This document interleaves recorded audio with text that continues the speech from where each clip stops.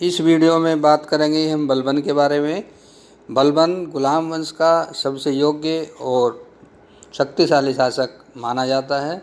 बलबन का समय 1266 ईस्वी से 1286 ईस्वी तक है।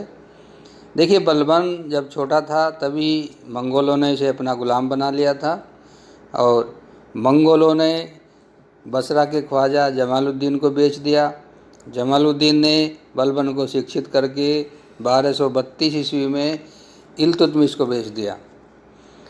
इल्तुतमिश ने बलबन की योग्यता और स्वामी भक्ति से प्रभावित होकर उसे 40 अमीरों के दल में शामिल कर लिया और एक पद दिया खास दरबार का।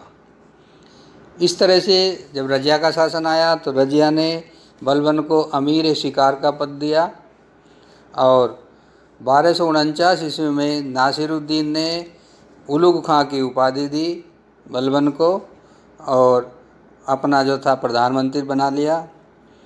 और नासिरुद्दीन महमूद के मरने के बाद बलबन सुल्तान के रूप में दिल्ली की गद्दी पर बैठा और लगभग 20 वर्षों तक शासन किया और जो गुलाम वंश का सबसे महत्वपूर्ण और योग्य सुल्तान के रूप में इसको जाना जाता है। देखिए, बलबन ने अपना जो एडमिनिस्ट्रेशन सिस्टम है, शासन प्रबंध है, उसको मजबूत करने के लिए कुछ कदम उठाए। उनमें सबसे पहला है राजत्व संबंधी सिद्धांत। देखिए, बलबन के सामने सर्वप्रथम जो सुल्तान है उसकी प्रतिष्ठा को स्थापित करने का दायित्व था, तो इसलिए उसने कुछ कठोर कदम उठाए और बलबन ने सल्तनत के विरोधियों तत्वों का नाश करने के लिए राजत्व के दैवीय सिद्धांत का पालन किया। इस सिद्धांत के अनुसार सुल्तान को उसने ईश्वर का प्रतिनिधि माना, जिसकी तुलना जनसाधारण से नहीं की जा सकती थी। इसका मतलब ये हुआ कि राजत्व का जो दैवीय सिद्धांत है उसका जो सुल्तान है उसकी तुलना उसने किससे की है? ईश्वर से। और एक तरह से निरंकुश शासक के रूप में इसने कार्य किया। तो बलबन ने इन सिद्धांतों का स्वयं भी पालन किया और गद्दी पर बैठने के बाद उसने अत्यंत संयमित जीवन व्यतीत किया और अपना व्यक्तित्व गौरव बढ़ाने की दृष्टि से उसने तुर्कों को उच्च परिवारों के साथ संबंध स्थापित किए। इसके बाद जो सेकंड आता है वो है 40 मंडल का दमन। देखिए, 40 मंडल का गठन इल्तुतमिश ने किया था अपनी प्रशासनिक क्षमता बढ़ाने के उद्देश्य से, लेकिन जब इल्तुतमिश के बाद जो अयोग्य सुल्तान आए उनके समय में 40 मंडल ज़्यादा शक्तिशाली हो गया था, इनकी महत्वाकांक्षा ज़्यादा बढ़ गई थी।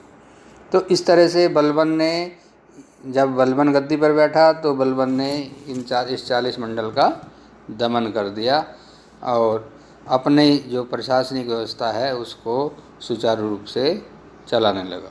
इसके बाद नेक्स्ट है उलमा वर्ग की उपेक्षा। देखिए, तुर्की राज संस्था धर्म प्रधान थी जिसमें उलमा का विशेष स्थान था।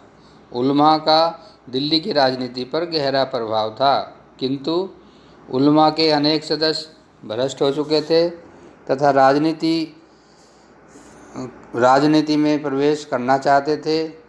बलबन ने ऐसे चरित्र भ्रष्ट धर्म नेताओं को राजनीति से अलग कर दिया। बलबन उलमा का सम्मान करता था तथा उनसे परामर्श लेता था, परंतु केवल धार्मिक मामलों में। राजनीति में उलमा के हस्तक्षेप करने के अधिकार को ही बलबन ने छीन लिया था। तो इस तरह से उलमा वर्ग की उपेक्षा की और खाली धार्मिक मामलों में ही उनकी सलाह लेता था। इसके बाद नेक्स्ट है केंद्रीय जो शासन है उसको इसने बलबन ने मजबूत किया और इसमें विशेष रूप से प्रांतीय राज्यों पर भी अंकुश लगाए। यद्यपि बलबन के केंद्रीय शासन के विभिन्न विभागों के विषय में निश्चित जानकारी प्राप्त नहीं है, फिर भी आरिज मुमालिक, दीवान इंसा, दीवान रसालत व वजीर के पद थे। नीति के निर्धारण का कार्य बलबन स्वयं ही करता था। बलबन ने इस बात पर विशेष ध्यान दिया कि किसी निम्नवंशीय व अयोग्य व्यक्ति को उच्च पद पर नियुक्त नहीं किया जाए। इसके बाद आता है हिंदुओं के प्रति नीति। बलबन ने उलमा को राजनीति से अलग कर दिया, किंतु इससे हिंदू जनता की स्थिति पर कोई विशेष फर्क नहीं पड़ा। हिंदुओं की स्थिति सल्तनत काल में कभी भी अच्छी नहीं रही थी। हिंदुओं की स्थिति बलबन के शासनकाल में भी अच्छी नहीं थी।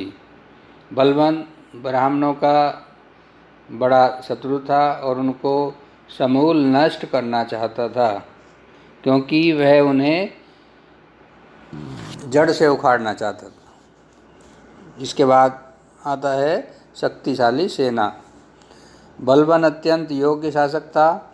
वह इस तथ्य से परिचित था कि उसके साम्राज्य की सुरक्षा एवं विस्तार तभी संभव है जब उसके अधीन अत्यधिक शक्तिशाली सेना हो। इसी प्रकार बलबन ने शक्तिशाली सैन्य संगठन की ओर विशेष ध्यान दिया। सेना का सर्वोच्च अधिकारी इमाद उल मुल्क को बनाया। तो इस तरह से इमाद उल मुल्क के नेतृत्व में एक शक्तिशाली सेना का गठन हुआ और वो जो थी साम्राज्य की सुरक्षा करने के लिए उसको नियुक्त किया गया। इसके बाद नेक्स्ट आता है गुप्तचर व्यवस्था।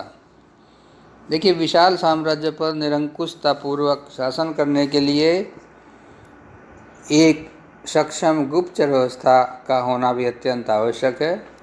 अतः बलबन ने कुशल गुप्तचर व्यवस्था की स्थापना की। गुप्तचर व्यवस्था को कुशल बनाने में बलबन ने काफ़ी धन खर्च किया। सरकारी गुप्तचर देश के विभिन्न भागों में नियुक्त थे तथा वहाँ होने वाली प्रमुख घटनाओं की सूचना सुल्तान को देते थे।